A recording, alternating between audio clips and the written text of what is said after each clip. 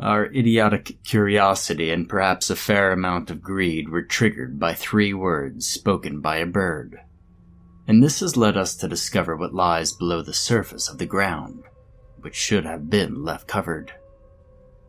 If this ridiculous statement is not good enough for a reasonable person to believe, then it would even be harder to consider the factuality of the story I'm about to tell. A local miner named Harris went missing, and nobody had a clue where to begin the search.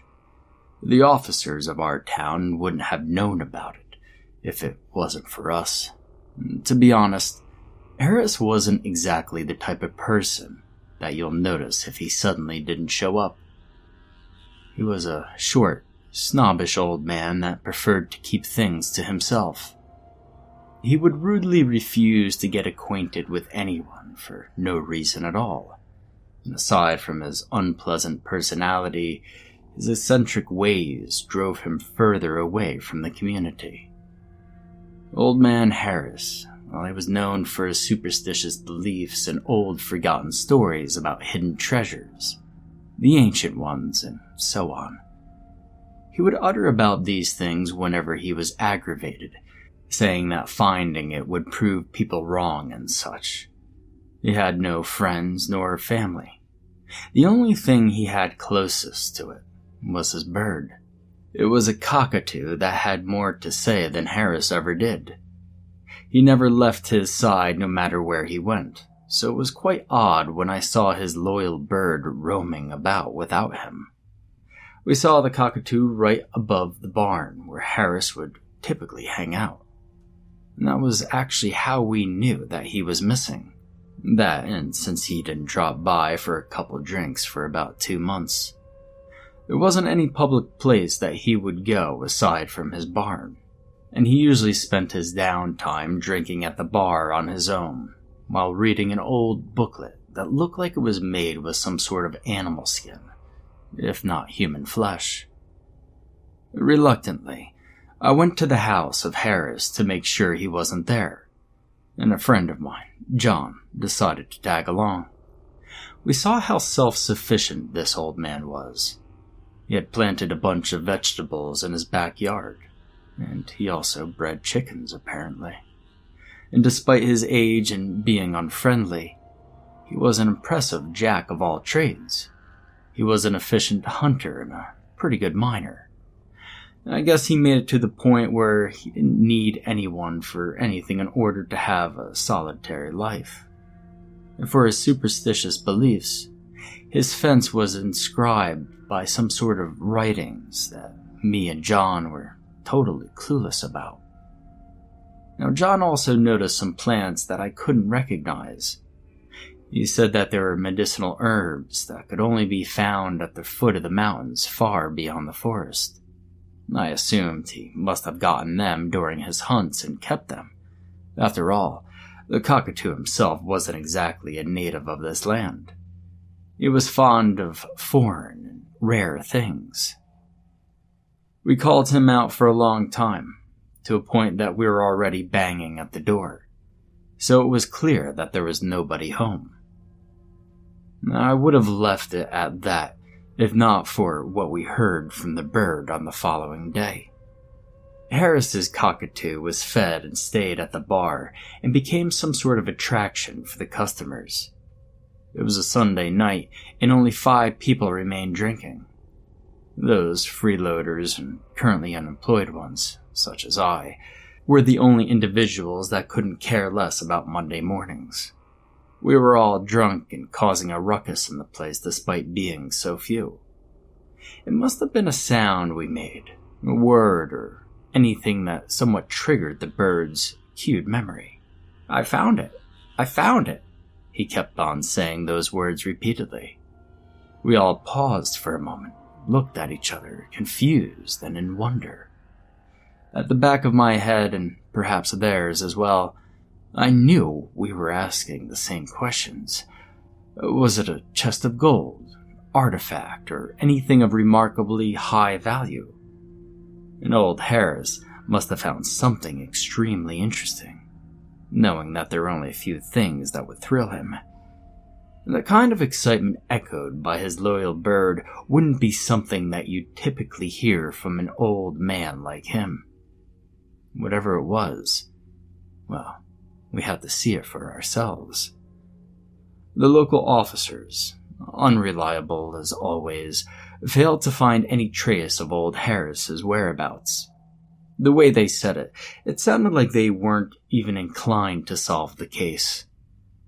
Covered by the lie of concern about the eccentric old man's well-being, we went ahead to do our own search a couple of days later. We were very aware that what we were doing was for our own personal interests, but we all chose not to verbalize our selfish thoughts. No matter what the goal was, we thought positively. If we find Harris or any hint of where he could have been, we might find whatever it was he unearthed. It was a directionless journey when we began. We searched all the mining sites around, both active and inactive, and asked several people, but no single one of them got a clue to where Harris could be or where he was mining at. And frankly, those who knew who he was only had bad things to say despite his unfortunate disappearance. Or was it really unfortunate? We really didn't know what to expect at the time. There was a possibility that he found something of high market value, if not an actual pile or a chest of gold, then decided to move away and have a better life for himself. We had a number of guesses, but they were all baseless. There were 5 of us, all who heard the bird during that night. Lucas and Adam, who were both miners, John and I, and the barkeep, Edmund. Not all of us played a significant part. Myself and Edmund were pretty much a dead weight to this team. But as we looked around, John remembered the herbs that we saw in old Harris's yard. He told us that it would take months to cultivate those plants, and then he said that some of those plants couldn't be much more than 2 months. It means that he must have gotten them just around the time before he disappeared, and there was a good chance that wherever he found those plants could be the last place he went to. And all thanks to John's knowledge, we knew where to look next.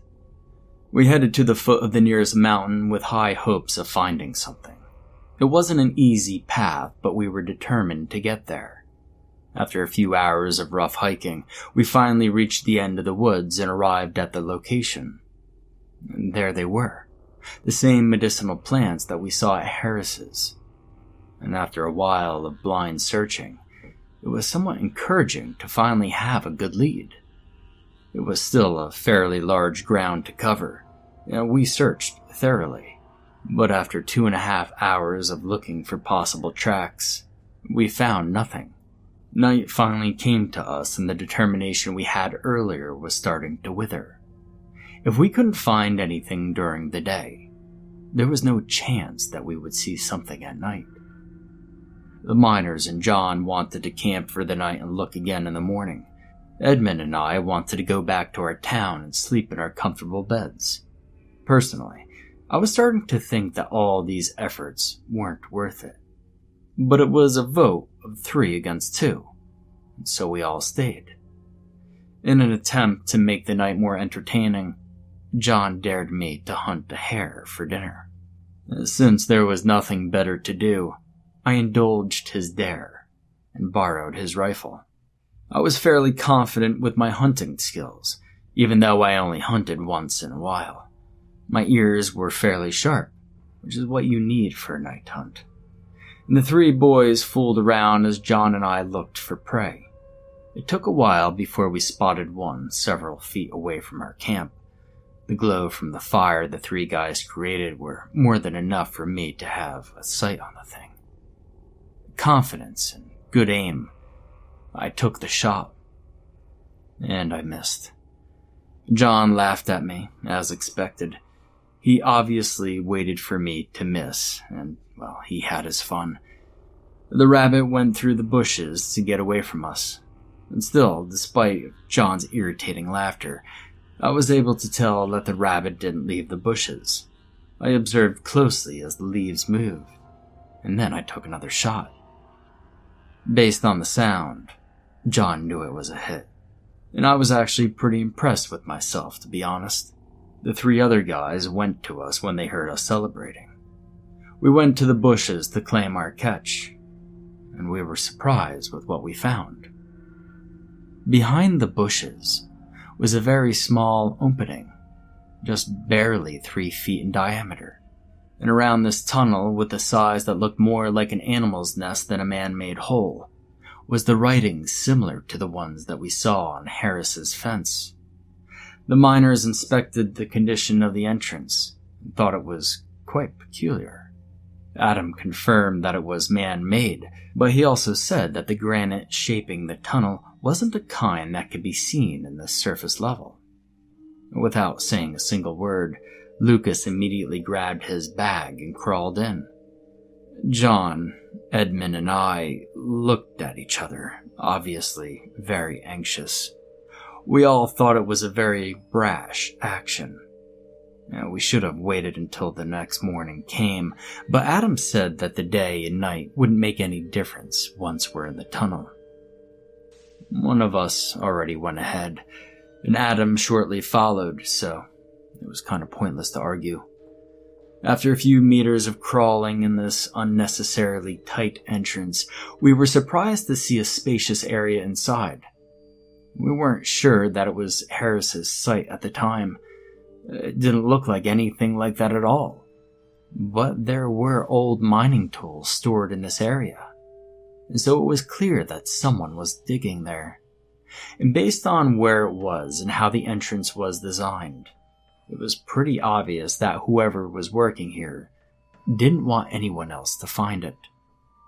At the end of the room was a very deep mine shaft. I looked below and couldn't fathom how far down it went. The miners were kind enough to lend us a few of their gear.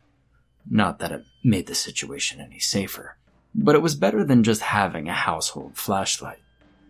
And after a brief moment of trying to comprehend what we were about to go through, we went ahead and began to descend.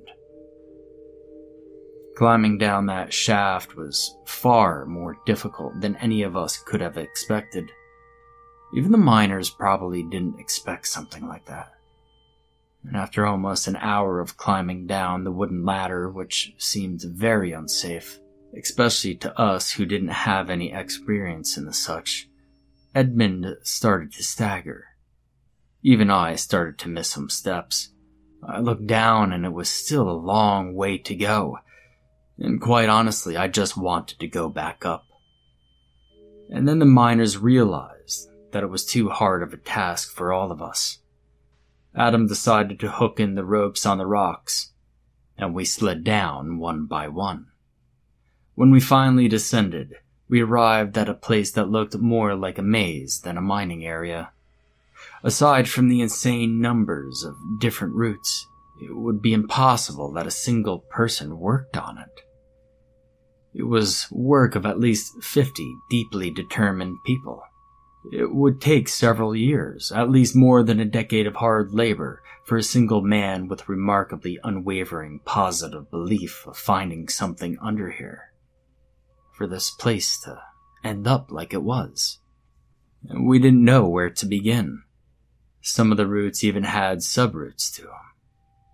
To cover more area, we decided to split into 2 groups. Myself, John, and Adam as one group, and Lucas went with Edmund. After hours of wandering, we discovered that most of the paths were dead ends. Our 2 groups would meet after a while to check on each other, and what we found quite questionable was some of the walls along the routes had specks of precious ores. But yet, whoever was working in this place seemed to just ignore them. We were fairly pleased because of this, as we were able to get some of it out effortlessly. But the thought lingered. Whoever was working down here was looking for something else in particular. That was what I wanted to see. In fact, probably all of us. Little did we know, it wasn't something that we should have looked forward to. Finding this place was already a mistake to begin with. A few moments later, Edmund and Lucas called to us. They found something quite intriguing on the ground at the deepest root. It was some kind of stone tablet just peeking through the floor that still wasn't completely carved out. It was etched with the same kind of characters that we found on the entrance and on Harris's fence. It looked like a seal for the hole just below it, and it seemed like someone broke right through it. Just enough space for a small person to squeeze himself in. Someone like Harris. To find a hole sealed with a thick tablet of stone with ancient markings inside a mine that was already far below the surface should have been an obvious red flag. It was shoving it in our faces not to go through. But we were foolish enough to think that our efforts would go to waste if we didn't see what was underneath. It could be it, whatever it was. And there were only two of us, Lucas and I, that could squeeze on through the crack of the seal. We laid down a rope and anchored it to the ground, and those of us who were left behind would also support it. As expected, Lucas was the one who went in first. He had to leave his bag to go through, and just held a small flashlight in his mouth as he crawled down. I went down immediately after. It was pitch black inside, and was unexpectedly deep. As I was descending, I began to hear weird noises from below. I was looking for Lucas, but he turned off his light and I couldn't find him. And as I pointed my flashlight to where I would set my feet on, Lucas immediately grabbed it from me, turned it off. He covered my mouth. I was trying to get his hand off of my face as I moved my feet across the ground. As I did, my foot suddenly hit something. I tried to figure out what it was without having any visual, and I ran my leg gently across whatever it was that was lying on the ground just right next to us. And I figured it out, that I was stepping on someone's arm. But it was just an arm. I couldn't feel the rest of the body with the tip of my shoe. I tapped Lucas's hand to tell him that I already realized what it was. At first, I thought that he was covering my mouth so that I wouldn't scream if I knew that there was a corpse right next to us. But that wasn't it. I could feel the rapid beating of his chest against my shoulder. He was facing the opposite direction, struggling to catch his breath. Not from tiredness, but from utter shock and absolute fear. It was the same direction where the weird, subtle noises were coming from. They sounded like subtle, guttural screeches and grindings of teeth. I also heard the sounds of what seemed like a number of burrowing animals clawing the ground. But I could tell that it was far from where we were. Lucas must have realized what was under there when he set his foot on the ground. From the crack of the seal, the ones left on the surface shone the flashlight to check on us. With that dim light, the first thing I saw was the other pieces of the body scattered on the ground. We couldn't see it before from above. It was the dead body of old Harris, torn and shredded into pieces. Lucas tied the rope on us and started tugging it, signaling the other guys on the surface to pull us up. But it just got worse after that. Edmund must have thought that our lights died or malfunctioned, so he threw in another penlight that was already lit and called out to us. As the penlight slowly turned on its way down, the incredibly terrifying situation we put ourselves in was revealed to me within seconds. We were inside a chamber. It had several holes or slots on the walls, enough for a body to fit in. And the things making the weird, subtle noises were no ordinary species that we knew about. The chamber was surrounded by crawling creatures with pale, paper-white skin. Reverse-jointed slender fiends with disproportionately long extremities. Some of them were crawling on 4 limbs while others stood upright, reaching a height of roughly 9 feet. Their eyes were merely dots with long claw-like hands and thick long spines on their backs.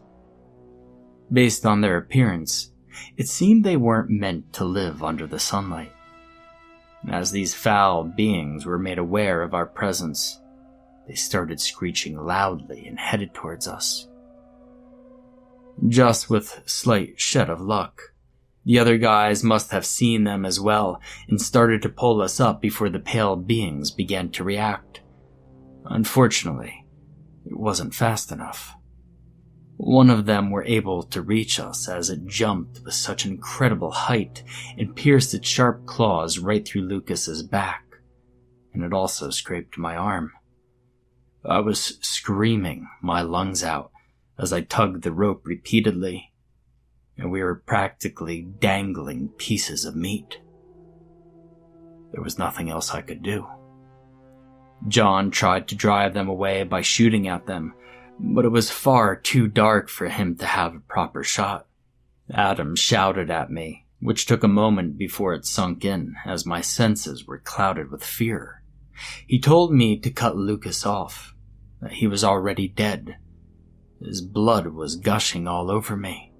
His legs were slightly lower than mine, and these monsters were still trying to reach for it.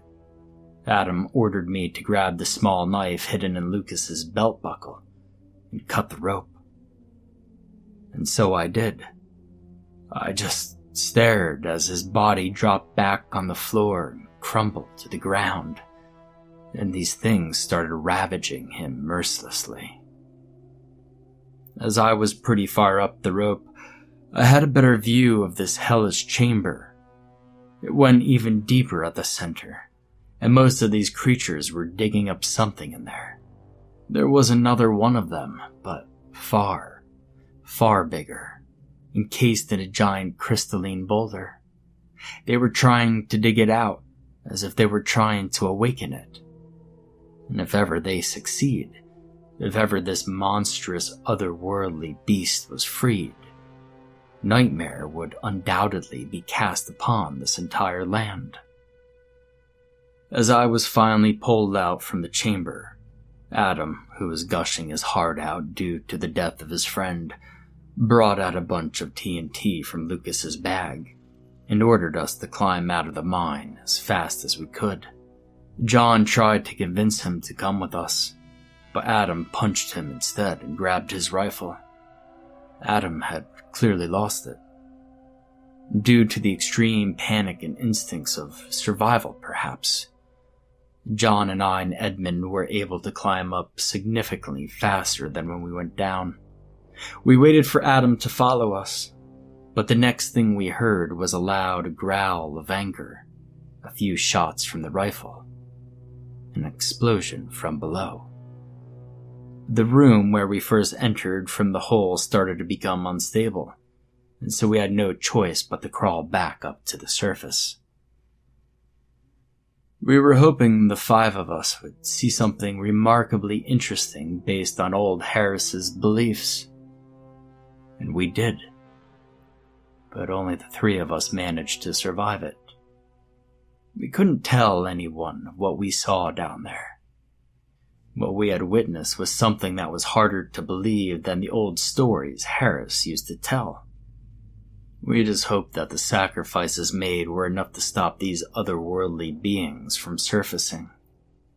Sometimes it is better to not know than to unearth something that would unleash wrath upon the lives of the unknowing.